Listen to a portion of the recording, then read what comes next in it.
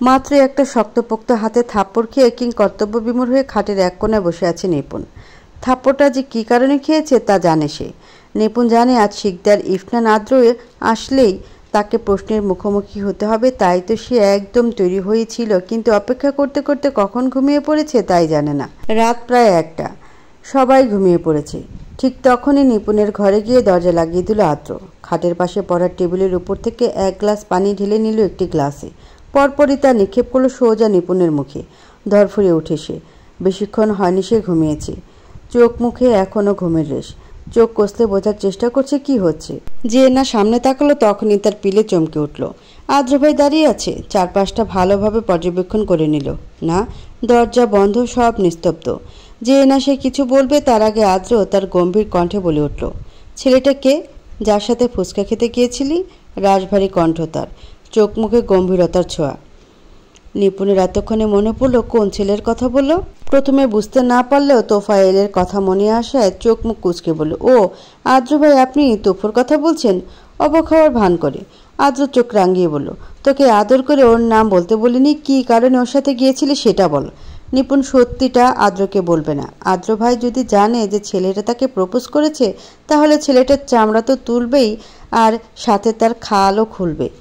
তাই ভনিতা না করে বলল, ও আদ্র ভাই, ওর নাম তোফায়েল, আমার সাথে একই ক্লাসে পড়ে, আমাকে ফুচকা খাওয়ার কথা বললো, তাই তো যখন ফুচকার অফার করলো আর না করিনি। ফুচকা কি আর মিস করা যায়? সাথে যদি এমন সুন্দর একটা ছেলে থাকে আর 1 প্লেট ফুচকা থাকে, তাহলে আর কি চাই বলেন। ঠিক তখনই থাপ্পড়টা গালে পড়ে নিপুণের। হাসি হাসি মুখটা বাঁদিকে বেঁকে গেল। থাপ্পড়টা এত জোরে পড়েছে তার গালে। থাপ্পড়টা দিয়ে আর দেরি করেনি আদ্র, বড় বড় পা ফেলে চলে গেল নিজের ঘরে। নিপুণ থাপ্পড় খেয়ে যেন আজ মোটেও খুশি হলো না। আদ্র ভাইকে জ্বালাতন করতে চেয়েছে, কিন্তু থাপ্পড় এটা তো সে চায়নি। ভাবছিল বকে দিয়ে চলে যাবে, কিন্তু বেটা থাপ্পড় এত জোরে মারল কেন? এদের 14 গোষ্ঠীর জন্য জীবনে একটি ছেলের সাথে কথা বলা গেল না। গালটা ব্যথা করে উঠল। গালটা মনে হয় আর জায়গায় নেই। গালের চামড়া খসে গেছে কি? আয়নার সামনে দাঁড়িয়ে দেখতে লাগলো। না, ঠিকই আছে, শুধু লাল হয়ে গেছে। যাকগে, এখন ঘুমাই, কাল সকালে দেখা যাবে। এ বলে বিছানা শুয়ে পড়ল নিপুণ। শুতে দেরি তো ঘুমাতে দেরি নেই। সকালের অপেক্ষা। সকাল 7:30 নিপুণ কলেজ ড্রেস পরে নিচে নামে। তাকে দেখে তার মা আখি শিকদার বলে, কিরে আজ এত সকাল সকাল কলেজে চলে যাচ্ছিস? টনক নড়ল নিপুণের। কি বলবে বুঝতে পারল না। রান্নাঘর থেকে বেরিয়ে এলো অনিমা শিকদার। অনিমা শিকদারকে দেখে নিপুণ যেন একটু সাহস পেল। অনিমা শিকদার নিপুণের মাথায় হাত বুলিয়ে বলল, কি নিপুমা, আজ এত তাড়াতাড়ি? নিপুণ কি বলবে, এত তাড়াতাড়ি যাচ্ছে কি আর সাধে? এখন কি বড় মায়ের মুখের উপর বলবে হ্যাঁ চলে যাচ্ছি তোমার ছেলের জ্বালায়? এটা তো বলতে পারবে না। ভবিষ্যৎ শাশুড়ি কি না, এভাবে কি বলা যায়? আর তাছাড়া এই বাড়িতে তাকে বেশি আদর দেয় তার বড় আম্মু ও তার বড় মা। নিপুণদের যৌথ পরিবার। দাদা মারা গেছে অনেক বছর, কিন্তু তাদের পরিবার এখনও একসাথে। নিপুণের বাবারা 3 ভাই, তাদের কোনো বোন নেই। জুবায়ের শিকদার, জুনায়েদ শিকদার ও জয়নাল শিকদার। জুবায়ের শিকদার মূলত বড়। জুবায়ের শিকদারের স্ত্রী অনিমা শিকদার। তাদের এক সন্তান, আর তার নাম হলো শিকদার ইফনান আদ্র। ভাইয়ের মধ্যে মেজর জুনায়েদ শিকদার। জুনায়েদ শিকদারের স্ত্রী আখি শিকদার। তাদের 2 সন্তান, এক ছেলে ও এক মেয়ে। বড় ছেলে সোহাইব শিকদার ও মেয়ে তাইবাত ইনান নিপুণ। সবচেয়ে ছোট ভাই জয়নাল শিকদার। জয়নাল শিকদারের স্ত্রী জেসমিন শিকদার। তাদের 2 ছেলে মেয়ে ইভান ও ইভা। এই নিয়ে তাদের যৌথ পরিবার। নিপুণের বয়স যখন 10, তখন স্কলারশিপ পেয়ে লন্ডন চলে যায় আদ্র। তখন আদ্রের বয়স 18। 6 বছর পর পড়ালেখার পাট চুকিয়ে দেশে ফিরে আদ্র। আদ্র দেশে ফেরার সময় নিপুণ দেখেছে মা চাচিদের ব্যস্ততা। আদ্রের রুম পরিষ্কার থেকে শুরু করে আদ্র কী খেতে পছন্দ করে সব কিছু নিয়ে মা চাচিদের আধিক্যতা দেখেছে।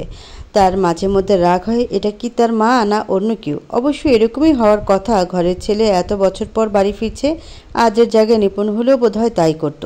আদ্র যেদিন এসেছিল সেদিন সবাই আদ্রের সাথে গল্প জুড়েছিল, শুধু কোনায় দাঁড়িয়ে দেখছিল নিপুণ। কি সুন্দর তার আদ্র ভাই। এ ছেলেকে ভাই বলতে হবে তা ভেবেই না কুচু করলো নিপুণ। কখনোই না। দুনিয়াতে এত ছেলে থাকতে তার জ্যাঠাতো ভাই আদ্র, এটা ভেবেই তার কান্না পাচ্ছে। এখনই বড় আব্বু আর বড় মার কাছে গিয়ে জানতে ইচ্ছে করলো, এটা কি সত্যিই তোমাদের ছেলে? কোথাও থেকে আবার কুড়িয়ে পাওনি তো? সে যখন এসব ভাবনায় মগ্ন, তখনই আদ্রে ডাক পড়ল, কিরে নিপুণ, তুই যে আমার সাথে কথা বলছিস না, আমাকে চিনতে পারছিস না নাকি? আদ্রের কথায় নিপুণ বেশ লজ্জা পেল। 32 পাটি দেখিয়ে একটা হাসি দিয়ে ইতস্ততা ভঙ্গিতে ভালো মন্দ জিজ্ঞেস করলো আদ্রকে। কিন্তু আদ্র তার প্রশ্নের জবাব না দিয়ে আখি শিকদারের দিকে তাকিয়ে বলল, বড় মা, তোমার গুণধর মেয়ে তো দেখি সহবত চহবত কিচ্ছু শেখেনি। বয়সে বড় একজন সামনে বসে আছে, তাকে সালাম না দিয়ে দাঁত কপাটি দেখে ভালো মন্দ জিজ্ঞেস করছে। আদ্রে রেহেন কথায় নিপুণ থতমত খেয়ে গেল। দোষ ধরার আর জিনিস পেল না। অজ্ঞতা আবার 4 আলিফ সালাম টেনে আদ্রকে ভালো মন্দ জিজ্ঞেস করলো। এবারও আদ্র আশানুরূপ কোনো উত্তর দেয়নি, শুধু হু হা করেছে। এই জিনিসটা নিপুণের কাছে বেশ বিরক্ত লাগলো। তাছাড়া আদ্রে সব কিছুই ঠিক আছে। সে খুঁটিয়ে খুঁটিয়ে আদ্রকে দেখতে লাগলো। আবারও বড়সড় একটা ক্রাশ খেলো। শ্যামলা গায়ের রং, লাল গোলাপি আর কালো রঙের মিশ্রণে তৈরি ঠোঁট, কি সুন্দর চোখ, নাকটাও খাড়া। সব থেকে বড় বিষয় আদ্র ভাইয়ের চুলগুলো বাবরি কাট। আর কিছু না দেখে যদি কেউ শুধু এর চুল দেখবে সেও ক্রাশ খাবে। যেমন করে একটু আগে ক্রাশ খেয়ে প্রেম সাগরে পড়েছে নিপুণ, এখনও ভেসিয়ে চলেছে সেই প্রেম সাগরে। মাঝে মাঝে হাবুডুবুও খাচ্ছে কিছু। কী রে নিপুণ, কোথায় হারিয়ে গেলি? অনিমা শিকদারের কথা নিপুণের ধ্যান ভাঙল। আমতা আমতা করে বলল, আজকে এক্সট্রা ক্লাস আছে বড় মা, তাই তাড়াতাড়ি যেতে হবে। তাদের কথার মাঝে Jesmin Sikder tiffin box ready করে নিপুণের ব্যাগে ভরে দিলেন। আর কথা বাড়ালো না কেউ। নিপুণ চলে গেছে। বেশিরভাগ সময় সোহাইব তাকে নিয়ে আসে কলেজ পর্যন্ত, কিন্তু আর সোহাইবকে ডাকেনি নিপুণ। বাড়ির গাড়িতেই চলে যাবে সে। আস্তে আস্তে নিচে নামছে শিকদার বাড়ির সবাই। ব্যস্ত প্রায় সবাই নাস্তা করতে টেবিলে এসে বসেছে। বাড়ির বউয়েরা খাবার পরিবেশন করছে। তখনই 2 তলা থেকে নামতে দেখা যায় আদ্রকে। নিচে নেমেই নিজের বরাদ্দকৃত চেয়ারে বসে চারপাশে চোখ বোলালো। না, একটা চেয়ার এখনও ফাঁকা। ঘড়ির দিকে একবার তাকালো। সে কিছু বলবে তার আগে জুবাইর শিকদার বলে ওঠে, নিপুমা কোথায়? তখন তনিমা শিকদার জবাব দেন, তার নাকি আজকে এক্সট্রা ক্লাস আছে, তাই তাড়াতাড়ি চলে গেছে। আর কেউ কোনো কথা বলল না। যে যার মতো খাচ্ছে, শুধু থেমে গেছে একটি হাত। নিপুণ কলেজে এসে চারপাশে চোখ বোলালো। তারপর সেই কাঙ্ক্ষিত ব্যক্তিটিকে দেখে সামনে গিয়ে এলো। গলা জড়িয়ে ধরে বলতে লাগলো, তুই ঠিক বলেছিস আমার জানেমান। আদ্র ভাইকে তোয়াফিল্লার কথা বলতে এক থাপ্পড়ে আমার মগজ উল্টিয়ে ফেলেছে। রূপা এতক্ষণ নিপুণের কথাগুলো শুনলো, তারপর নিজেই বলল, দেখলি তো, তুই তো আমার কথা শুনিস না। আমি তোকে বললাম এমন করে তুই তোফাইল্লার কথা বলিস না। আদ্র ভাই তোকে ভালোবাসুক আর না বাসুক, নিজের বাড়ির মেয়ের সম্পর্কে এমন ভালোবাসার কথা শুনতে কার ভালো লাগে বল? ছাড় এসব, এত তাড়াতাড়ি এসেছিস, এখন আবার কথা বলে দেরি করে ফেলছিস। চল ক্লাসে গিয়ে কথা বলি। এই বলে টানতে টানতে ক্লাসে নিয়ে গেল নিপুণকে। রূপা হলো নিপুণের বেস্ট ফ্রেন্ড। সে ক্লাস 7-এ নিপুণের সাথে দেখা রূপার। ক্লাস 7-এ অন্য স্কুল থেকে বদলি হয়ে এসেছিল রূপা। রূপার ভালো ব্যবহার দেখে নিপুণ নিজে যেয়ে রূপার সাথে বন্ধুত্ব গড়ে তোলে। তাদের বন্ধুত্ব এখনও টিকে আছে। তারা মূলত দুজনের সাথে সব ধরনের কথা শেয়ার করে। সময় চলছে, এক এক করে ক্লাস সব শেষ হচ্ছে। লাস্ট ক্লাস চলছে এখন। দরজায় কাউকে দেখে সবাই তাকালো সেই দিকে। হ্যাঁ, পিয়ন এসেছে। এসে চলে গেছে ক্লাস টিচারের কাছে। তাদের মধ্যে গুজুর গুজুর ফুসুর ফুসুর চলল। তখনই নিপুণ রূপাকে ফিসফিস করে বলতে থাকে, দেখে মনে হয় যেন স্বামী স্ত্রীর সংসার নিয়ে আলোচনা করছে। হাসলো নিপুণ। আস্তে করে বলল, আশেপাশের স্টুডেন্টরা তার কথা শুনতে পেয়েছে। তারাও সশব্দে হেসে উঠল। এতে করে টিচার একবার স্টুডেন্টদের দিকে তাকিয়ে চোখ রাঙালো। পরপরই গম্ভীর কণ্ঠে বলে উঠল, সাইলেন্ট প্লিজ স্টুডেন্ট। তোমাদের মধ্যে তোফাইল আহমেদকে, তার সাথে কেউ দেখা করতে এসেছে। ব্যাগ নিয়ে একবার চলে যাও। প্রধান শিক্ষকের কাছ থেকে তোমার ছুটি মঞ্জুর করেছে। শিক্ষকের কথা তোফাইল ব্যাগ নিয়ে চলে গেল। ক্লাসগুলো শেষ। ছুটির ঘন্টা বেজে গেছে। যে যার মতো ব্যাগ গুছিয়ে বাইরে বের হচ্ছে। ঠিক তখনই নিপুণের ক্লাসের এক মেয়ে এসে নিপুণকে বলল, কী রে নিপুণ, তোর আদ্র ভাইকে দেখলাম তোফাইলের সাথে, কিছু ঝামেলা হয়েছে নাকি? অপর একটি মেয়ে বলল, তোর আদ্র ভাই নাকি প্রধান শিক্ষকের কাছে যে তোফাইলের ছুটির ব্যবস্থা করেছে। নিপুণ কি বলবে, সে তো অবাকের চরম পর্যায়ে। আদ্র ভাই এসেছিল তোফাইলের খোঁজে। তোফাইলকে মারবে নাকি? না, এই লোককে বিশ্বাস করা যায় না। মারলেও মারতে পারে। ভয়ে ঘামতে শুরু করলো সে। মেয়েগুলোর সাথে কথা বলছে রূপা। কথা শেষ করে নিচে নামলো। সাথে অবশ্যই নিপুণ আছে। সে সব কথা শুনছে। মাঠে আসতেই দেখতে পায় নিপুণের গাড়ি এসেছে। গাড়িতে উঠে পড়ল নিপুণ ও রূপা। আসার সময় একসাথে না আসলেও স্কুল থেকে যাওয়ার সময় একসাথেই যাওয়া হয়। গাড়িতে বসে রূপা নিপুণকে সান্ত্বনা দিতে লাগলো। রূপার বাড়ি আগে হওয়ায় রূপা আগে নেমে যাবে।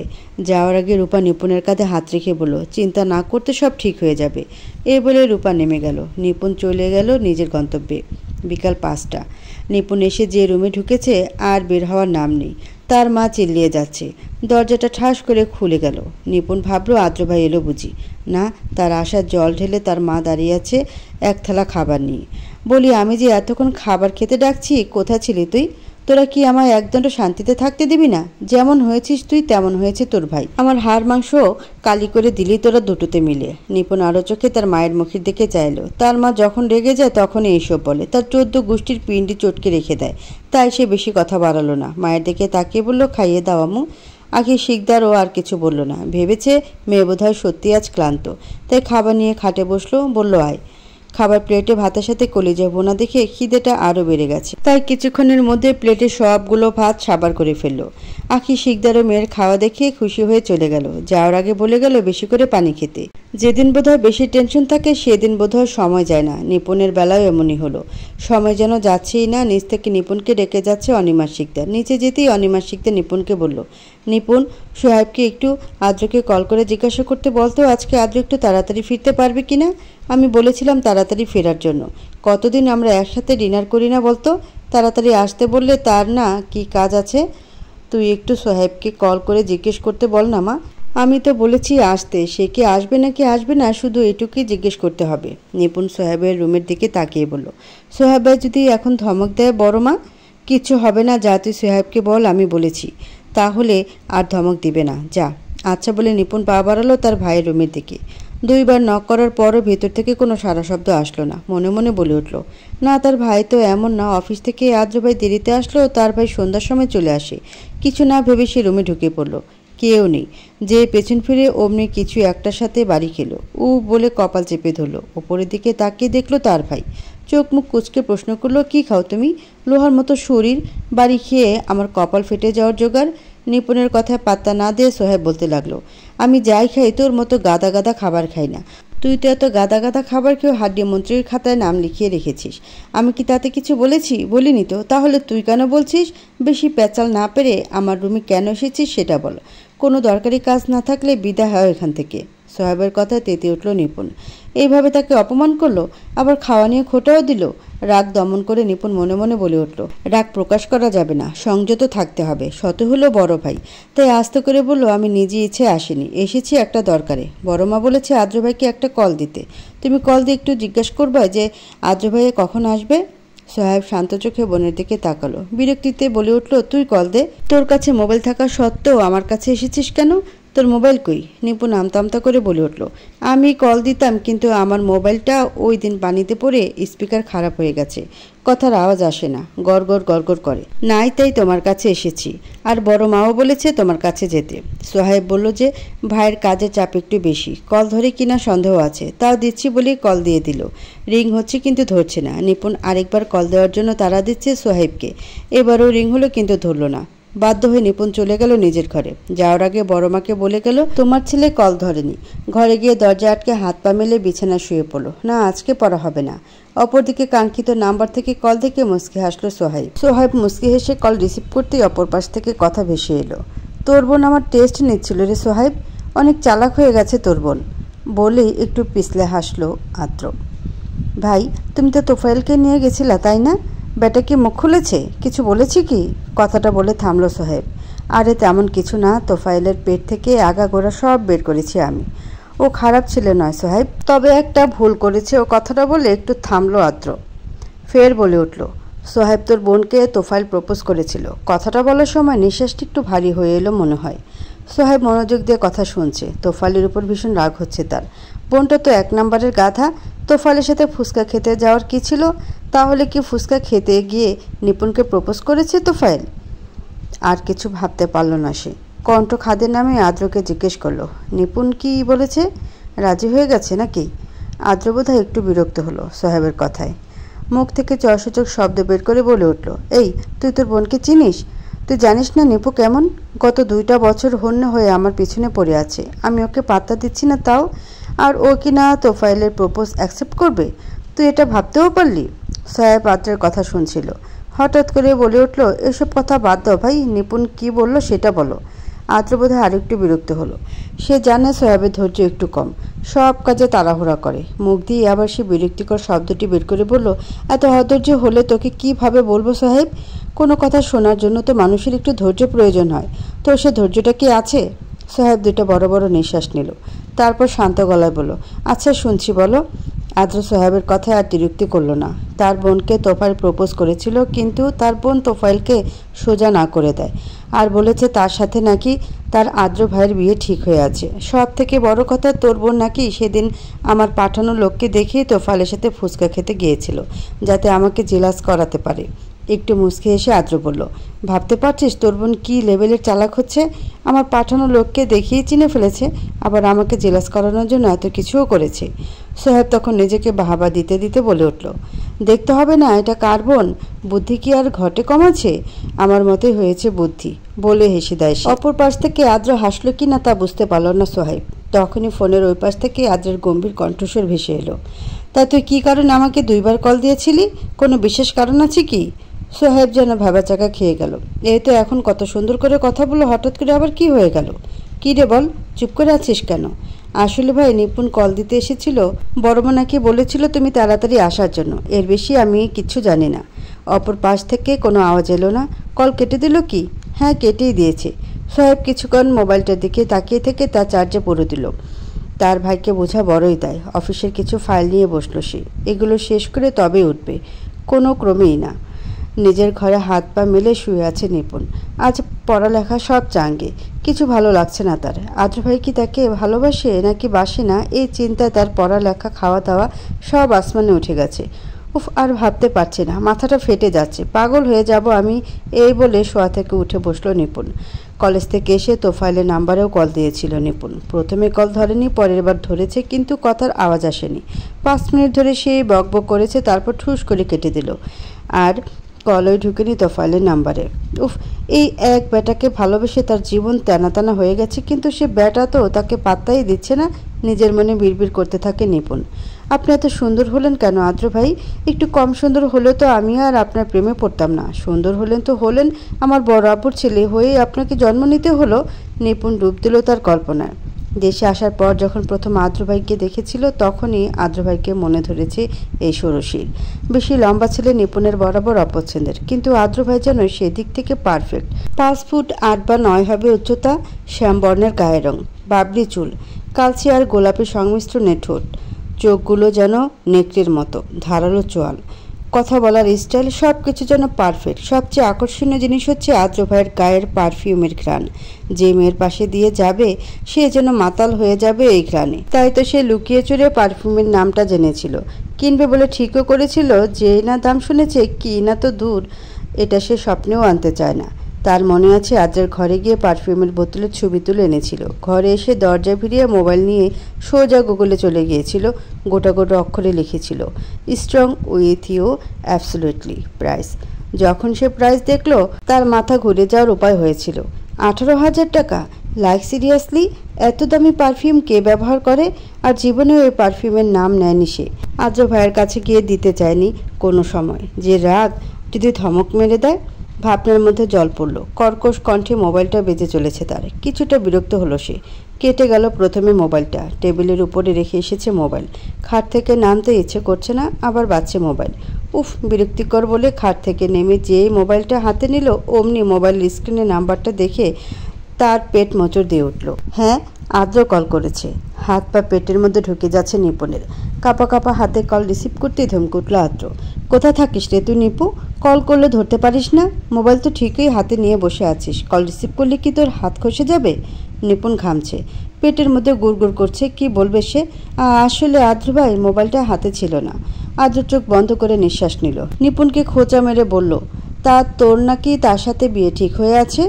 শেষ, সব শেষ। পেটের মধ্যে যেন আরেকটু মোচড় দিয়ে উঠল নিপুণের। কি বলবে? কথা সাপেক্ষে কি কোনো কথা বলা যায়? কি রে, চুপ করে আছিস কেন? বোবা হয়ে গেলি নাকি? নিপুণ তখনও চুপ। মিনমিনিয়ে বলল, আদ্র ভাই, আমার পেটে ব্যথা করছে, মনে হয় ওয়াশরুমে যেতে হবে, বলেই কলটা কেটে দিল। উফ, এবার যেন একটু শান্তি। রাতের খাবার সবাই একসাথেই খায়। বেশিরভাগ সময় আদ্র থাকে না। খাবারের পাট চুকিয়ে সবাই যে যার রুমে চলে গেছে। যাওয়ার আগে টেবিলে আদ্রের খাবার ঢাকনা দিয়ে রেখে গেছে। সে এসে নিজে নিজে খেয়ে গুছিয়ে রাখবে। নিপুণ চলে গেছে তার রুমে। দরজাটা ভিড়িয়ে দিল। ঘুমানোর সময় কখনো দরজা লাগায় না সে। ভূতে প্রচুর ভয় তার। আলো নিভিয়ে শুয়ে পড়ল সে। রাত তখন প্রায় 12টা। আদ্র এসেছে। ঘরে ঢোকার সময় দেখতে পেল টেবিলে খাবার রাখা। চলে গেল নিজের রুমে। আগে ফ্রেশ হবে, পরে খাবার। কিছুক্ষণের মধ্যে ফ্রেশ হয়ে খাবার খেতে নিচে এলো। আদ্র একা একা খাবার খাচ্ছে। একা একা আর কত? একা একা খেতে ভালো লাগছে না। নিপুণ থাকলে ভালো হতো বোধ হয়। নিপুণের কথা মাথায় আসতেই এক চিলতে হাসি রেখা ফুটে উঠল তার ঠোঁটের কোণে। খাবার শেষ করে সব গুছিয়ে উপরে গেল। বাড়ির বড়রা সবাই নিচতলায় থাকে। দোতলার বাম দিকের ঘরে থাকে আদ্র। ডান দিকে দুইটি কক্ষ। প্রথমটিতে থাকে সোহাইব, পরেরটিতে থাকে নিপুণ। উপরে উঠে আদ্র নিজের রুমে না গিয়ে ডান দিকে শেষ কক্ষের সামনে এসে দাঁড়ালো। দরজাটা ভিড়ানো। আস্তে করে ঢুকে পড়ল সেই কক্ষে। নিপুণ ঘুমাচ্ছে। কাঁথাটা গায়ে নেই, একটা পা ঝুলে আছে আর একটা পা খাটে। মুখটা কিঞ্চিত ফাঁক হয়ে আছে। আদ্র একটু হাসলো। আমার ঘুম কেড়ে নিয়ে তুমি শান্তিতে ঘুমাচ্ছ? ঘুমকুমারী, ঘুমাও। যেদিন তুমি আমার হবে সেই দিন থেকে তোমার ঘুম আমি নিষিদ্ধ করব। মুচকি হাসলো আদ্র। পাটা খাটে তুলে দিয়ে কাঁথাটা টেনে দিল বুক পর্যন্ত। মাথায় হাত বুলিয়ে বেরিয়ে এলো নিপুণের কক্ষ থেকে। তারপর চলে গেল নিজের কক্ষে। ঘুমানো প্রয়োজন। আজ শুক্রবার, সবাই একসাথে নাস্তা করবে আজ। সকাল সকাল শিকদার বাড়ির 3 বউ মিলে নাস্তা তৈরি করতে ব্যস্ত। একজন পরোটা বানিয়ে হটপটে ঢুকাচ্ছে তো আরেকজন সবজি রেডি করছেন। অনিমা শিকদার চা বসিয়েছেন, তার চা এই বাড়িতে ফেমাস। নিপুণ ঘুম থেকে উঠে সবার পেছনে লেগেছে। রান্নাঘরে এসে বকবক করে চলেছে। তার মা আখি শিকদার তার উপর বিরক্ত। তুই চুপ করবি নিপুণ? কেমন করে আমি এই মেয়েকে পেটে ধরলাম? এত বাচ্চা তুই হলি কি করে? শান্তিতে নাস্তাটা তৈরি করতে দে আমাদের। চুপসে গেল নিপুণের মুখখানা। একটু থেমে অনিমা শিকদারের মুখের পানি চাইল। আস্তে আস্তে গিয়ে অনিমা শিকদারকে জড়িয়ে ধরে বলল, আমি কি তোমাদের বিরক্ত করছি বড় মা? না মা, মোটেই না। আমার তো তোর কথা শুনতে ভালো লাগছে। যা এখন যা, সবাইকে ঘুম থেকে ওঠা। বলেই অনিমা শিকদার চা বানানোতে মনোযোগ দিলেন। সবাই তো উঠে গেছে বড় মা, শুধু আদ্র ভাই ওঠেনি। তো যা, আদ্রকে জাগিয়ে দে। নিপুণ যেন একটু খুশি হলো। তাকে আর এখানে পায় কি? এক দৌড়ে চলে গেল আদ্রের রুমের সামনে। প্রথমে নক করলেও কোনো সারা শব্দ এলো না। আস্তে আস্তে দরজা ঠেলে ঢুকে পড়লো আদ্রের রুমে। বিছানায় খালি গায়ে উপর হয়ে শুয়ে আছে আদ্র। গায়ে কম্বল নেই, একটা হাফ প্যান্ট পরনে। হাঁটুর নিচের অংশ দেখা যাচ্ছে। একরাশ লজ্জা ঘিরে ধরল নিপুণকে। এভাবে কেউ ঘুমায়? অর্ধেক উলঙ্গ হয়ে সামনে এগিয়ে গেল সে। যত সামনে যাচ্ছে ততই বুকের এক পাশের যন্ত্রটা দ্রিপ দ্রিপ আওয়াজ করছে। এগিয়ে যেতে যেতে একদম আদ্রের সামনে চলে এসেছে। তখনই নজর গেল আদ্রের পিঠে। শুকনো ঢোক গেল নিপুণ। আদ্র ভাইয়ের পিঠের জন্মদাগটা কি আকর্ষণীয়! একদম কালো নয় দাগটা, নীলের মধ্যে লালেরও একটা আভাস আছে। একটু ছুঁয়ে দেখতে ইচ্ছে করছে তার। যেই না জন্মদাগটাতে সে স্পর্শ করবে ঠিক তখনই আদ্র নিপুণের হাতটা মুচড়ে ধরল। কলিজার পানি শুকিয়ে গেল নিপুণের। এবার কি হবে? আদ্র কি তাকে থাপ্পড় মারবে? সূক্ষ্ম চোখে আদ্র তাকিয়ে আছে, দৃষ্টি একদম স্থির। ঘুমের গলায় প্রশ্ন করল, তুই আমার ঘরে কেন এসেছিস? মোস্টামুষ্টি শুরু করেছে নিপুণ। আদ্র ভাই ছাড়ুন, আমি হাতে বেশি ব্যথা পাচ্ছি। কথাটা বোধহয় আদ্র কানে নিল না, আর একটু জোরে চেপে ধরল হাতটা। চোখ টলমল করছে নিপুণের। এখনই কেঁদে দিবে। কাঁদো কাঁদো হয়ে আকুতি মিনতি করতে লাগলো তাকে ছেড়ে দেওয়ার জন্য। আদ্র সেদিকে পাত্তা দিল না। গম্ভীর কণ্ঠে বলে উঠল, আগে আমার প্রশ্নের উত্তর দে। আমার অনুমতি ছাড়া তুই আমার ঘরে কেন এসেছিস? নিপুণ কিছু বলছে না, শুধু ব্যথার চোটে চোখের জল ফেলছে। নিপুণের এমন কাণ্ডে বেশ বিরক্ত হলো আদ্র। মুখ দিয়ে চসূচক আওয়াজ করলো, কি হলো বল, কেন এসেছিস তুই এই ঘরে? নিপুণ ফুপিয়ে বলে উঠল, আর আসবো না আদ্র ভাই, সত্যি বলছি আর আসবো না। বড় মা পাঠিয়েছিল তাই এসেছি, আপনাকে জাগিয়ে দিতে বলেছিল। সত্যি বলছি ছেড়ে দিন, আমি ব্যথা পাচ্ছি। আলগা হলো আদ্রের হাত। কিছু বলতে উদ্যত হলেই এক ছুট দেয় নিপুণ। সোজা খাবার টেবিলের কাছে এসেই থামে। নিপুণকে দৌড়াতে দেখে অনিমা শিকদার বলেন, কি রে তুই দৌড়াচ্ছিস কেন? তোকে না পাঠালাম আদ্রকে জাগিয়ে দিতে? দেখে ভাইয়ের রুমে গিয়ে কি অঘটন ঘটিয়েছে, তাই ভাই তাড়া করেছে। বলতে বলতে নিচে নামলো সোহাইব। এসে নিজের বরাদ্দকৃত চেয়ারে বসে পড়ল। যে যার কাজে মন দিল। ছোটদের কথায় তাদের কোনো কাজ নেই। নিপুণ কৌশলে ভাইয়ের কাছে গিয়ে প্লেট পরোটা সবজি তুলে দিতে লাগলো। সোহাইব মুচকি হাসলো। শুক্রবারে এটা নিপুণের ডিউটি। সোহাইবের নাস্তা বেড়ে দেয়, ঘর পরিষ্কার করে দেয়, বিনিময়ে কচকচে 200 টাকা হাতে এনে সোহাইবের থেকে। সোহাইবকে নাস্তা বেড়ে দিয়ে নিজেও খেতে বসে পড়ল নিপুণ। আস্তে আস্তে সবাই নাস্তার টেবিল এসে পড়ল। নিপুণের সামনের চেয়ারটা এখনো ফাঁকা। সবাই খাওয়া শুরু করে দিয়েছে। নিপুণ আরো চোখে বারে বারে সিঁড়ির দিকে তাকাচ্ছে। হঠাৎ নিপুণের মুখটা হা হয়ে গেল। শার্টের হাতা ফোল্ড করতে করতে আদ্র নামছে। কি সুন্দর লাগছে আদ্র ভাইকে। ব্রাউন কালারের একটা জর্কাস আর কালো শার্ট। আহা, কি সেই রূপ! আচ্ছা, আদ্র ভাই কি জানে তার এই রূপে বারে বারে হারায় নিপুণ? চেয়ার টান দেওয়াতে নিপুণের ধ্যান ভঙ্গ হলো। আদ্র ততক্ষণে তার চেয়ারে বসে পড়েছে। আখি শিকদার তার নাস্তার প্লেট রেডি করে দিচ্ছে। তখনই নিপুণ বলল, মা, আমাকে একটু সবজি দাও। পারবো না, নিজে নিয়ে খা। হাত নেই তোর? নিতে পারিস না তুই? অপমানে নিপুণের মুখে অন্ধকার নেমে আসলো। কই, আদ্র ভাইকে তো কি সুন্দর করে বেড়ে বেড়ে খাওয়াচ্ছে তার মা। এমন একদিন আসবে সবাই আমাকে সেদে সেদে খাওয়াবে। ও কি কথা বলছিস তুই আখি? মেয়েটা তোর কাছে তরকারি চাইলো, তুই এমন করে কেন বলছিস? নে মা, আমি তোকে দিয়ে দিচ্ছি বলে নিপুণের দিকে গেল অনিমা শিকদার। তরকারি বেড়ে দিয়ে জুবাইর শিকদারের পাশে গিয়ে দাঁড়ালেন। জুবাইর শিকদার তার ছেলের পানে চাইলেন। নিচের দিকে তাকিয়ে খাচ্ছে আদ্র। চারপাশে কি হচ্ছে তার কোনো হুঁশ নেই আদ্রের, অথচ তিনি জানেন তার ছেলে সব পর্যবেক্ষণ করছে। আদ্রকে তিনি হাড়ে হাড়ে চিনেন। সে 8 বছর আগের কথা ভেবে তিনি সবার অগোচরে ঢোক গেলেন। কি ভয়ঙ্কর! আদ্র খাওয়া থামিয়ে সবার দিকে এক নজর তাকালেন। জুনায়েদ শিকদারের দিকে তাকিয়ে বললেন, তোমার সাথে আমার কিছু কথা আছে ছোট চাচু। জুবাইর শিকদার চমকে উঠল। না জানি কি বলে ওঠে ছেলেটা। আমতা আমতা করে বললেন, কথা পরে হবে, আগে খাওয়া শেষ করো। আদ্র তার বাবার দিকে এক পলক চাইল, পরপরই জুনায়েদ শিকদারের দিকে তাকিয়ে বলল, ছোট চাচু নিপুণের ব্যাপারে। খাওয়া বন্ধ হয়ে গেল জুবাইর শিকদার ও নিপুণের। নিপুণ খাওয়া থামে সবার দিকে তাকালো। সবাই আগে থেকে তার দিকে তাকিয়ে আছে। অকপটে নিপুণ বলে ওঠে, আমি কিছু করিনি, সত্যি বলছি।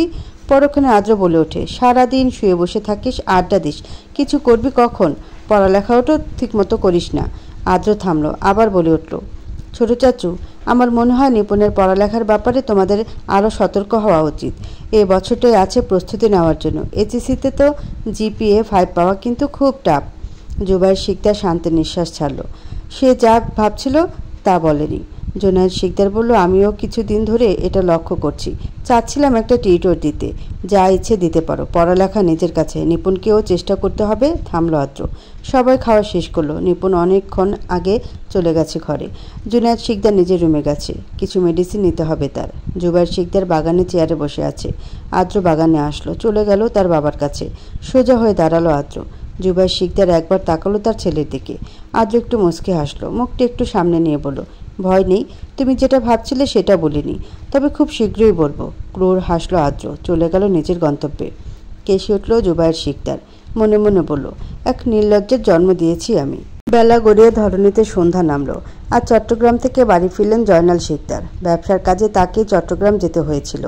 জয়নাল শিকদার বাড়িতে আসার সাথে সাথে হই হুল্লোড় পড়ে গেছে। বাড়িতে এসেই তিনি তার ছেলে মেয়ে, ভাইজি ভাইপোদের হাঁক ডাক শুরু করলেন।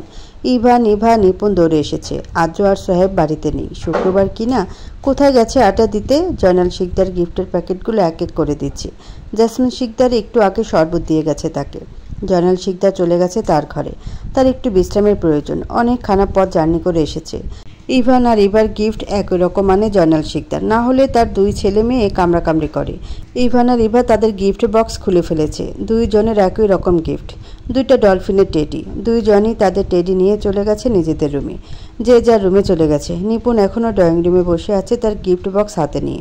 বক্সটা সোফার উপরে রেখে রান্নাঘরে গিয়ে ছুরি নিয়ে এলো।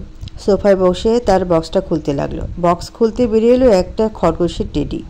টেডিটা হাতে নিয়ে নিপুণ একগাল হেসে ওঠে। তার কাকাই কি সুন্দর গিফট এনেছে তার জন্য। ওয়াও বলে একটা চুমু খেলো টেডিটার ঠোঁটে। দৌড়ে চলে গেল নিজের রুমে। বেচারি হয়তো জানলেও না তাকে এতক্ষণ ধরে পর্যবেক্ষণ করছিল দরজায় দাঁড়িয়ে থাকা একজোড়া চোখ। নিজের রুমে এসে খাটের এক কোণায় টেডিটা সাজিয়ে রাখলো নিপুণ। তারপর চলে গেল পড়ার টেবিলে। আজকে একটু পড়তে হবে, অনেক পড়া জমে আছে। সবগুলো শেষ করে তবেই নতুন পড়া ধরতে হবে। রাত 9:30 আখি শিকদার এসেছেন নিপুণকে খাওয়ার জন্য ডাকতে। সন্ধ্যা থেকে নিপুণ পড়েছে, এতেই তিনি খুশি। 9:30 বেজে গেছে, খাবার খেতে আয় বলে থামলেন আখি শিকদার। নিপুণ আসছে বলে বই খাতা গুছোতে লাগলেন। আখি শিকদার চলে গেছে নিচে। সবাই একসাথে খেতে বসেছে। আজকে শিকদার বাড়ির সবাই উপস্থিত টেবিলে। সবাই বসেছে খেতে। পরিবেশন করছে শিকদার বাড়ির 3 বউ। খাওয়ার মাঝে মাঝে ব্যবসা নিয়ে কথা চলল। হঠাৎ জুনায়েদ শিকদার নিপুণের দিকে তাকিয়ে বলেন, কাল থেকে তোমার প্রাইভেট টিউটর আসবে। সন্ধ্যায় আসবে, আমি বলে রেখেছি, তুমিও প্রস্তুতি নিয়ে রেখো। নিপুণ ঘাড় কাত করে আচ্ছা বলল। তারপর খাওয়া শেষ করে রুমে চলে গেল। কপালে ভাঁজ পড়ল শুধু একজনের। তীক্ষ্ণ দৃষ্টিতে তার বাবার দিকে তাকিয়ে আছে। জুবাইর শিকদারও বুঝলো ছেলে কি বোঝাতে চাইছে। তিনিও ডোন্ট কেয়ার ভাব নিয়ে রুমে চলে গেল। আদ্র খাবার শেষ করে নিপুণের রুমে এলো। নিপুণ ওয়াশরুমে, তাই আদ্র নিপুণের খাটে বসলো। বসে চোখ গেল সেই খরগোশের টেডিটার উপর। চোখ মুখ কুচকে নিল সে। হাতে নিয়ে টেডিটার ঠোঁট ছুঁয়ে বলতে লাগলো, তোর ভাগ্য খুবই ভালো। যা আমার পাওয়ার কথা ছিল তা তুই প্রথমে পেয়ে গেলি। কিঞ্চিত হাসলো আদ্র। নিপুণ ওয়াশরুম থেকে বেরিয়ে নিজের খাটের উপর আদ্রকে বসে থাকতে দেখে চমকে গেল। সে তো আর কিছু করেনি, তাহলে আবার আদ্র ভাই তার ঘরে আসলো কেন? আদ্র আওয়াজ পেতে পেছন ফিরে তাকায়। দেখে নিপুণ আগে থেকেই তার দিকে তাকিয়ে আছে। এভাবে তাকিয়ে আছিস কেন স্টুপিড? আদ্র ভাই আপনি এখানে? আমি তো কিছু করিনি বলে থামলো নিপুণ। যাতে কিছু না করতে পারে সেই জন্যই আসা। কালকে থেকে নাকি নতুন টিউটর আসবে, তাই সাবধান বার্তা নিয়ে এলাম। আমি যদি টিচারের মুখ থেকে কোনো ধরনের অভিযোগ শুনি তাহলে কি হবে নিশ্চয়ই বলে দিতে হবে না। ঘুমিয়ে পড়, কাল তো আবার কলেজ আছে বলেই চলে যেতে নেয় আদ্র। আদ্র 2 কদম যেতেই পেছন থেকে নিপুণ ডেকে ওঠে, আদ্র ভাই। পা জোড়া থেমে যায় আদ্রের। পেছনে না ফিরেই বলে, কি হয়েছে? আপনি মনে হয় ভুল করে আমার টেডিটা নিয়ে যাচ্ছেন, ভীতু গলায় বলল নিপুণ। আদ্র একবার নিজের হাতের দিকে তাকালো, নিপুণের দিকে ফিরে বলল, ভুলে নয়, এটা আমার পছন্দ হয়েছে তাই নিয়ে যাচ্ছি। তোর কোনো সমস্যা? বলে নিপুণের উত্তরের অপেক্ষা করলো না, গট গট পায়ে বেরিয়ে গেল নিপুণের কক্ষ থেকে। নিপুণ শুধু তাজ্জব নয়নে তাকিয়ে থাকলো সেদিকে। আজ সবার কাজ আছে, অফিস যাবে সবাই, তাই সকাল সকাল শিকদার বাড়ির বউরা নাস্তা রেডি করতে উঠে পড়ে লেগেছে। সবাই নাস্তার টেবিল এসে পড়েছে, কেউ বা অধিক তারায় হাত ডাক করছে। একদিক দিয়ে কেউ পরোটা ভাজছে, অপর দিক দিয়ে কেউ টেবিলে পরিবেশন করে দিচ্ছে। নিপুণ সাহেব নাস্তার টেবিলে রেডি হয়ে নেমেছে তারা, খাওয়া শুরু করে দিয়েছে অলরেডি। নিপুণ খাওয়ার মাঝে মাঝে সিঁড়ির দিকে তাকাচ্ছে। আদ্র এখনও নামছে না। আজকে কি তাহলে আদ্রের মুখ না দেখেই কলেজে চলে যেতে হবে তাকে? অনিমা শিকদার নিপুণের প্লেটে আরেকটি পরোটা তুলে দিল। নিপুণ কিছু বলল না, পরোটাটা মুখে তুলেই একবার সিঁড়ির দিকে তাকালো। তৎক্ষণাৎ গলায় পরোটাটা আটকে গেল, কাশতে লাগলো সে। সোহাইব পানির গ্লাসটা আগিয়ে দিল নিপুণের দিকে, বিরক্তির সুর টানলো সে। আর কত খাবি রে তুই নিপুণ? অলরেডি 3টে পরোটা খেয়ে ফেলেছিস। সোহাইবের কথায় কষ্ট পেল নিপুণ। তার নিজের ভাই তাকে খাওয়ার খোটা দিল আজকে। হায় হায়, তাকে ওই দিন দেখতে হলো, মাত্র 3টা পরোটাই তো খেয়েছে, তার জন্য এমন করে বলতে হবে? খাওয়ার গতি কমে গেল তার। কি হচ্ছে কি? নিপুণ খেয়েছে তো তোমার কি? এমন ধরনের মজা ওর সাথে আর কখনো করবে না, রাগ দেখিয়ে বললেন জুনায়েদ শিকদার। তার সাথে তাল মিলালো আখি শিকদার। বাড়ির কেউ বাদ গেল না সোহেবকে কথা শোনাতে। সোহেব একবার রাত্রের দিকে তাকালো, সে আগে থেকে সোহেবের দিকে তাকিয়ে আছে, শান্ত চোখ শান্ত মুখ। এটাই ভয় লাগে সোহেবের। শুকনো ঢকিল সে। নিজের প্লেটে থেকে পরোটাটা তুলে নিপুণের প্লেটে দিয়ে ফিসলে হাসলো সে। বলল, আমি তো শুধু একটু মজা করছিলাম, তোমরা তো দেখি সবাই সিরিয়াস হয়ে গেছো। জুনায়েদ শিকদার বলল, মজা ঠিক আছে, কিন্তু খাওয়া নিয়ে মজা আর করবে না। তুমি যথেষ্ট বড় হয়েছে সোহেব। সোহেবও বাধ্য ছেলের মতো মাথা নাড়ালো। জুনায়েদ শিকদার হঠাৎ করে বলে উঠল, তুমি তো অফিসের কাজে আজকে সিলেট যাবে, তা কখন রওনা দিবে? সোহেব পানি খাচ্ছিল, পানির গ্লাসটা নিচে নামিয়ে সে তাকালো তার বাবার পানে। বলল, এই তো এখনই রওনা দিব। নিপুণকে কলেজ অবধি ছেড়ে দিয়ে তারপর আমি চলে যাব। জুনায়েদ শিকদার নাকচ করলেন তার কথাটা।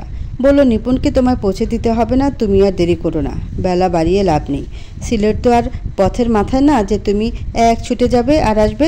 তুমি বেরিয়ে পড়ো। কথা শেষ করে তিনি আদ্রের দিকে একবার তাকালেন, গলাটা একবার ছেড়ে নিলেন, তারপর বলল, তুমি কি ফ্রি আছো আদ্র? অফিসে যাওয়ার পথে নিপুণকে নামিয়ে দিতে পারবে কলেজে? নিপুণ যেন মনে মনে খুশি হলো, কিন্তু প্রকাশ করলো না। হাসি রেখা ফুটে উঠল তার ঠোঁটের কোণে। কেউ কি তা দেখলো? আদ্র একবার নিপুণের দিকে চাইলো, তারপর জুনায়েদ শিকদারের দিকে তাকিয়ে বলল, সমস্যা নেই ছোট চাচু, আমি নিপুণকে পৌঁছে দিব। কথার মাঝখানে আদ্র আবার জুবায়ের শিকদারের দিকেও তাকালো। জুবায়ের কিছু বলতেও পারছে না, কিছু করতেও পারছে না। একদিকে তার ভাই, আরেকদিকে তার ছেলে। মনে মনে দীর্ঘশ্বাস ফেললেন। তার ভাই তো আর জানে না তার ছেলে ছুঁয়ে ঢুকে ফাল হয়ে বের হবে, না মানে ভাইপো হয়ে ঢুকে মেয়ের জামাই হয়ে বের হবে। আদ্র একবার নিপুণের দিকে চাইলো, তারপর বলে উঠল, তুই গিয়ে গাড়িতে ওঠ, আমি আসছি, বলেই নিজের ঘরের দিকে চলে গেল। নিপুণ চলে গেল আদ্রের গাড়ির দিকে। নিপুণ দাঁড়িয়ে আছে আদ্র আসলে একসাথে গাড়িতে উঠবে বলে, কিন্তু 5 মিনিট হয়ে গেছে আদ্রের আসার নাম নেই। বিরক্তিতে পেছনের দিকে চাইল নিপুণ। অমনি একটা বড়সড় ক্রাশ খেল নিপুণ। তার ছোট্ট তনুমন ভূমিকম্পর মতো নড়ে উঠল, কম্পিত হলো তার বক্ষ, হা হয়ে গেল 2টি ঠোঁট। সকালবেলায় একবার দেখাতে তার গলায় পরোটা আটকে গেছে, এখন তো আবার সানগ্লাস পরে এসেছে।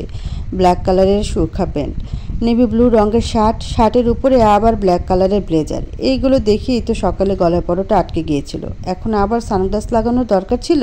আদ্র ভাই কি তাকে ছোট ছোট হার্ট অ্যাটাক দিয়ে মেরে ফেলতে চাইছে নাকি? নিপুণের এই আকাশকুসুম চিন্তার মাঝে আদ্র এসে নিপুণের চোখের সামনে তুড়ি বাজালো। কি হলো? এভাবে সঙ্গের মতো দাঁড়িয়ে আছিস কেন?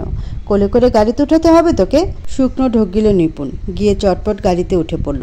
আদ্র গিয়ে ড্রাইভিং সিটে বসলো। দক্ষ হাতে গাড়ি চালাচ্ছে আদ্র। নিপুণ চুপচাপ বসে আছে, আরও চোখে বারে বারে আদ্রের দিকে তাকাচ্ছে। নিপুণ ভাবছে আদ্র ভাইকে কত সুন্দর লাগছে, ভাবতে অবাক লাগছে। এই আদ্র ভাইকেই সে ভালোবাসে? এই আদ্র ভাই তার প্রেমিক পুরুষ, তার ভালোবাসা?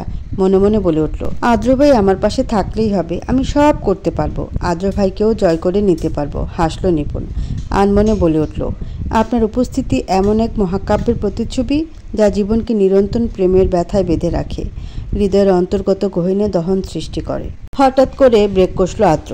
নিপুণ চকিত হলো। তার ভাবনার মাঝে এক বালতি জল ফেলে দিল আদ্র। নিপুণ বিরক্তিতে চাইল আদ্রের দিকে।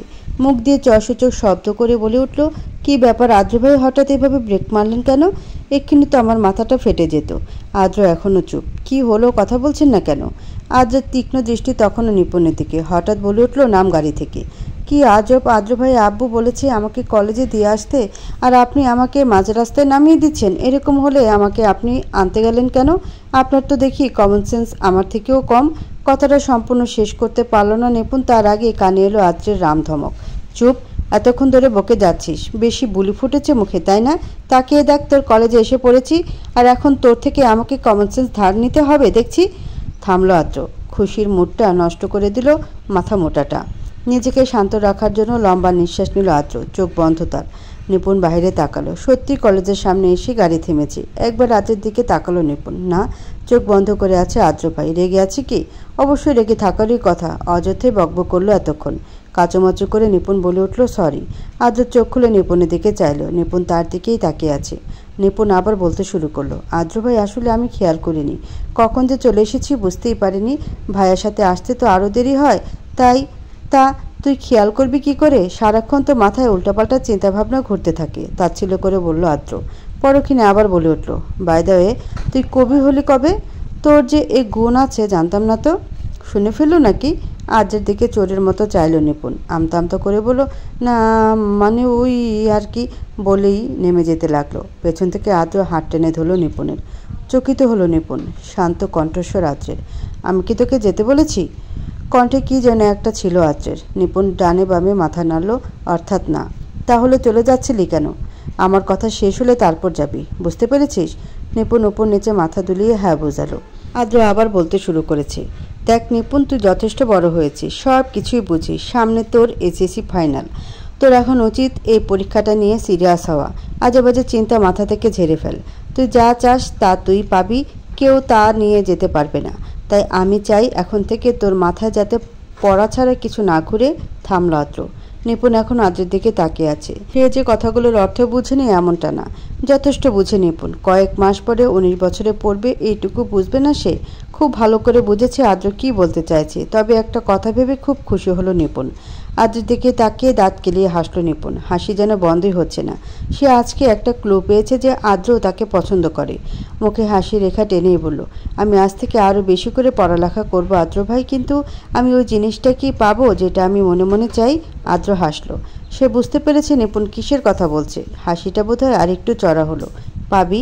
আদ্রের শর্টকাট জবাব। নিপুণও খুশি হলো। ওকে ডান বলে বেরিয়ে গেল গাড়ি থেকে। সাবধানে যাবেন বলে ছুটল নিজের ক্লাসরুমের দিকে। আদ্র হাসলো। তাকিয়ে রইল নিপুণের দিকে যতক্ষণ না দৃষ্টির আড়াল হয়। তারপর সে চলে গেল নিজের অফিসে। নিপুণ ক্লাসে এসে রূপার পাশে বসলো। আজ ভীষণ খুশি লাগছে তার। কিরে আজ এত খুশি? নিপুণ রূপার দিকে তাকিয়ে বলল, আদ্র ভাই আজকে কলেজে দিয়ে গেছে। ও তাই আজ আমার জানেমান এত খুশি? নিপুণ এবার সিরিয়াস হয়ে বলল, দেখ রূপা, জানেমান পরে করিস। স্যার এসে পড়বে ক্লাসে, আমাদের পড়ায় মনোযোগী হওয়া প্রয়োজন। বলেই পড়া রিভাইজ দিতে লাগলো। রূপা ভেবাচাকা খেয়ে গেল। এই মেয়ের আজকে কি হলো? নিজেই পড়ালেখার কথা বলছে, সিরিয়াস হলো কবে থেকেও? মাথা চুলকালো রূপা। সোহাইব আজকে সিলেটে গিয়েছে, সেখানে একটি হোটেলে উঠেছে সে। ব্যবসার কাজে যখন গিয়েছে 2-3 দিন থাকতে হবে তাকে। হোটেলের ছবি নিয়ে হাঁটছে সে। উদ্দেশ্য লিফটের কাছে যাওয়া। 4th তলায় রুম পেয়েছে। লিফট খালি একদম। সে লিফটে উঠে পড়েছে। অমনি কে একজন লিফটের বাটনে আবার টিপ দিয়েছে। পুরোপুরি বন্ধ হওয়ার আগে লিফটের দরজা আবার খুলে গেল। হাঁপাতে হাঁপাতে ভেতরে প্রবেশ করলো একটি মেয়ে। সোহেব একবার তার দিকে তাকালো, পরক্ষণে নজর সরিয়ে নিল। মেয়েটি আকাশি রঙের একটি সালোয়ার কামিজ পরে আছে, সাদা ওড়না, ব্যস্ত মুখ, এলোমেলো চুল, এক হাতে ব্যাগ অপর হাতে কফি। যেই না মেয়েটি পেছন ফিরে তাকালো অমনি চমকে গেল সোহেব। কয়েকটি হার্টবিট মনে হয় মিস করেছে সে। চোখ দুইটা আটকে গেছে মেয়েটির দুইটি চোখে। মুগ্ধ নয়নে তাকিয়ে আছে সে। হঠাৎ আওয়াজে ধ্যান ভাঙল সোহেবের। জি, আমাকে কিছু বলছিলেন? মেয়েটি একটু হেয়ালি করে বলল, না আপনাকে না, আপনার পেছনে যে ভূতটা দাঁড়িয়ে আছে তাকে বলছিলাম। সোহেব তৎক্ষণাৎ পেছন ফিরে তাকালো। না, কেউ নেই। পরপরই নিজের বোকামি বুঝতে পারল। আসলে আমি বুঝতে পারিনি আপনি আমাকে বলেছেন। মেয়েটি কিঞ্চিত হাসল। মুখে হাসি রেখা টেনেই বলল, আরে আপনি তো দেখছি সিরিয়াস হয়ে যাচ্ছেন। আমি তো আপনার সাথে মজা করেছি। বলেই কফিটা এগিয়ে দিল সোহেবের দিকে। আপনি এটা একটু ধরুন, আমি চুলগুলো একটু বাঁধবো। সোহেব কফিটা হাতে নিল। মেয়েটি ব্যাগ থেকে একটি ক্রাঞ্চি বের করে খপাখপ চুলগুলো বেঁধে ফেলল। ইতিমধ্যে লিফট চলে এসেছে কাঙ্ক্ষিত ফ্লোরে। মেয়েটি নেমে গেল, সাথে সোহেবও। সোহেব কফিটা মেয়েটার দিকে এগিয়ে দিয়ে বলল, আমি সোহেব, আপনি? মেয়েটা কফি হাতে নিয়ে বলল, আমি অর্পা, সাফায়েত নূর অর্পা। সোহেব মনে মনে কয়েকবার আওড়ালো, অর্পা অর্পা। সোহেব হঠাৎ বলে উঠল, আমাদের পাশাপাশি রুম, দেখা হবে, এখন বিদায়। অর্পা হাসলো, অবশ্যই বলে চলে গেল নিজের রুমে। দেরি করল না সোহেব, সেও চলে গেল তার রুমে। বিকেল 5টা বাজে। নিপুণ এসেছে কলেজ থেকে। ড্রয়িং রুমে মাকে দেখে ভাত বাড়ার কথা বলে চলে গেল। আখি শিকদারও মেয়ের কথা মতো ভাত বাড়তে চলে গেল। আখি শিকদার ভাত বেড়ে নিপুণকে ডাকতে নিপুণ হাজির। চমকে গেলেন আখি শিকদার। চমকাইতে কণ্ঠে জিজ্ঞেস করলেন, আজ এত তাড়াতাড়ি কি হয়েছে তোর? নিপুণ চেয়ারে বসতে বসতে বলল, আজ থেকে পড়ালেখায় সিরিয়াস হব আম্মু, বুঝলে? আখি শিকদারের অবিশ্বাস্য চাহনি। হঠাৎ বলে উঠল, এই সুমতির কারণ কি? নিপুণ ভাত মাখাতে মাখাতে বলল, আদ্র ভাই বলেছে আমি যদি এবার এইচএসসিতে A+ আনতে পারি তাহলে আমি যা চাই তা দিবে। আখি শিকদার বললেন, ও তাহলে এ ব্যাপার। মনে মনে খুশি হলেন তিনি। যাই হোক, মেয়েটা পড়ালেখা মন দিতে চাচ্ছে, এটাই বেশি। নিপুণ খেয়ে চলে গেছে নিজের রুমে। এখন একটু বিশ্রাম নিতে হবে। সন্ধ্যায় আবার নতুন টিউটর আসবে। সন্ধ্যা 7টা বাজে। নিপুণ পড়ছে। নতুন টিচার এসেছে। আদ্র চলে এসেছে আজ তাড়াতাড়ি। আদ্র এসে নিজের রুমে গিয়ে ফ্রেশ হয়ে বের হলো। উদ্দেশ্য নিপুণের ঘরে যাওয়া। যেমন ভাবনা তেমনই হলো। দোতলা থেকে চেঁচিয়ে বলল, মা, 1 কাপ কফি পাঠিয়ে দিও আমার রুমে। নিচ থেকে অনিমা শিকদার আচ্ছা বলল। আদ্র নিপুণের ঘরের সামনে এসে দাঁড়িয়েছে। ভেতর থেকে পুরুষালী কণ্ঠস্বর ভেসে আসছে। দরজা নক করে বলল, আসতে পারি? নিপুণ ও রাসেল পেছনের দিকে চাইল। রাসেল বলল, জি জি, আসতে পারেন। আদ্র ভেতরে ঢুকলো। একবার নিপুণের দিকে চাইলো, আরেকবার রাসেলের দিকে চাইলো। পরপরই বলে উঠল, আমি আদ্র, নিপুণের বড় আপুর ছেলে। রাসেল মুচকে আসলো। সেও বলে উঠল, জি, আমি রাসেল। আদ্র হ্যান্ডশেক করলো রাসেলের সাথে। তারপর বলল, তুমি ওকে একটু বেশি করে পড়া দেবে। ও একটু বেশি ফাঁকিবাজ, পড়া পড়তে চায় না। ওর রেজাল্ট ভালো করার দায়িত্ব তোমার। So best of lakh.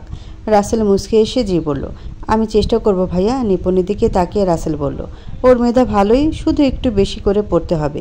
ওর চেষ্টা থাকলে ইনশাল্লাহ ভালো ফলাফল আশা করা যায়। আদ্র কিছুক্ষণ কথা বলে চলে গেল নিজের রুমে। নিপুণ পড়ছে। রাত 10টা বাজে। নিপুণ এখনও পড়ছে। আখি শিকদার নিপুণের ঘরে খাবার নিয়ে আসলেন।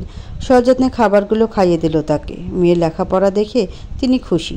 অবশ্য সব ক্রেডিট আদ্রের। খাবার খাওয়া শেষ করে চলে গেলেন তিনি। রাত 11টা 30 বাজে। নিপুণ সব পড়া শেষ করে খাটে বসেছে। আজ সে ক্লান্ত। সবেমাত্র জুন মাস, তাকে আরও কষ্ট করতে হবে প্রায় 8টা মাস। যে করে হোক তাকে ভালো ফলাফল করতেই হবে, না হলে আদ্র ভাইয়ের কাছে সে জিনিসটা চাইতে পারবে না। মনে মনে হাসল নিপুণ। এবার ঘুমাতে হবে বলে বিছানায় শুয়ে পড়ল। কিছুক্ষণের মধ্যে গভীর ঘুমে তলিয়ে গেল সে।